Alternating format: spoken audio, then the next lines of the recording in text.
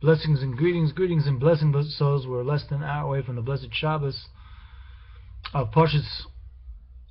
Vayishlach, and this is the second video in our humble efforts to share with the Torah Meditation Club and any other friends who want to pick up on these vibes on YouTube, that the concept of meditation we mentioned, I think, if I recall correctly, from our last humble effort, meditation can be called hisbonenus or hisbonenut, panimiyat bina, inner understanding, iyun, analytical study, and now another term that we can integrate into our knowledge of this subject matter as part of the human experience of meditation is the word yega, which is brought out in Psalms chapter 1 verse 2, which I'd like to read to you quickly in Hebrew. Maybe not so quickly, we shouldn't rush through these things. Ki im besoras Adonai chepso ufsoraso yega yomom uloila. That the word yega means meditation. Now, according to the revealed oral Torah traditions, that the word yega can be referring to the meditations of the heart, and from another perspective, it can be referring to the meditations of the mind. So, some people, I think, make the mistake that when they are involved in cognitive meditations, they're trying to shut down the emotions of the heart, and while other people are engaged in the meditations of the heart, they feel they have to dummy down their cognitive perceptions. This is a big mistake, blessed souls, because in truth, the meditation of the mind and the meditation of the heart is a simultaneous, symbiotic relationship. As is known that woe unto the person who is considered to be brain dead while their heart is beating, and a double woe unto the person who somehow their brain could be functioning if stimulated with electrical current while their heart has stopped beating. Those are two levels of death that hopefully none of us will experience in our or in the lifetimes of those we love. With that being said, blessed souls, there is a teaching from the beginning of a book, as part a section of a larger book called Ner Mitzvah Torah, or the Mitzvah is a candle and Torah is light, from the second section called Shar Yichud, which was preceded by Shar Emunah, the book of faith, which precedes the book of unification, that the Mittler Rebbe, in what is known as the Shara Blat, the opening page to this seminal work, which the Lubavitcher Rebbe had identified,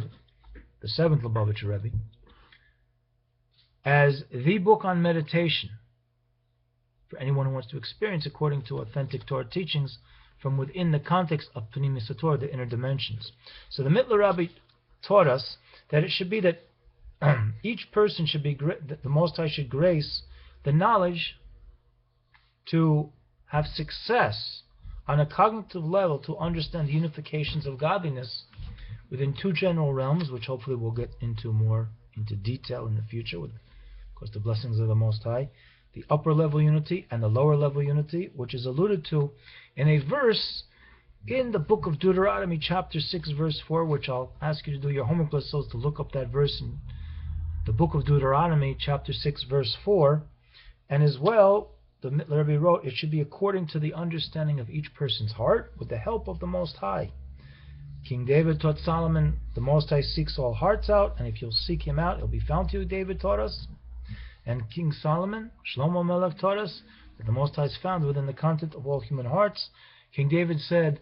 with all my heart I seek you out, Creator. And this seeking out, as the Mittler Rebbe succinctly concludes in this section called the Shara Blat, says this seeking out, to clarify, is with the eye of the intellect within the heart, which is within, up close,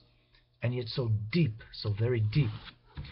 So these are some things that I want to share with you as well. This week, after starting the club, I happened to meet up with one of my primary teachers of hisbonenus, meditation. His name is Rabbi Yossi Markel. He hails from Pittsburgh, Pennsylvania. He's actually as well a direct descendant of Rashi, who is also a descendant of King David and Solomon. And he put together now the Kabbalah packet from Shar Yichud of the Mittler Rebbe, which you see here. It's mentioned Rabbi Yossi Markel was involved in it. primarily, and with the assistance of Rabbi Benjamin Walters and his son, Rabbi Mordechai Markel. And if you want to learn more about this book, I heavily suggest you, Bledsoes, to purchase this book, because I am no substitution to these little humble efforts to replace the body and the soul and the spinal cord and all the other organs and all the other vessels that are contained in these pristine teachings as they've been translated to English, or for those who can merit to learn them distinctly in their Hebrew Lashon HaKodesh source. Cha alecha brachot, upon you shall fall even more blessings. But for those of you who still need to access these teachings through the English, you can go to www.thewellsprings.org and hear audio classes by Rabbi Markel and also Rabbi Benjamin Walters. Also this week, to my great surprise, I was blessed in the middle of my prayer to be given this picture, which is a picture of me getting $1 from the Lubavitcher Rebbe in Tezvav Sivan, 1989, Mem Tes. This was the day that I flew out to Israel for the first time in my soul and body journey to the land of Israel, also which is identified from the interdimensional Torah as a land of meditation, not just flowing with milk and honey, but also flowing with heartful and mindful perceptions and consciousness, ultimately culminating in the revelation of Mashiach Tzidkenu, where we should, Bezrat Hashem, merit to the revelation for each and every nation in this generation, as the Rebbe talked about time after time, until he ascended to the next level of life. So until we meet again, Bestos, Danzo Segumin, your cyberspace Torah activist, wishing upon everyone Ahava Chad, one love, Gorel Echad, one destiny Kulano for all of us, B'darchi Shalom, in a peaceful Darchi Noam, Bezrat Hashem Yisbrei,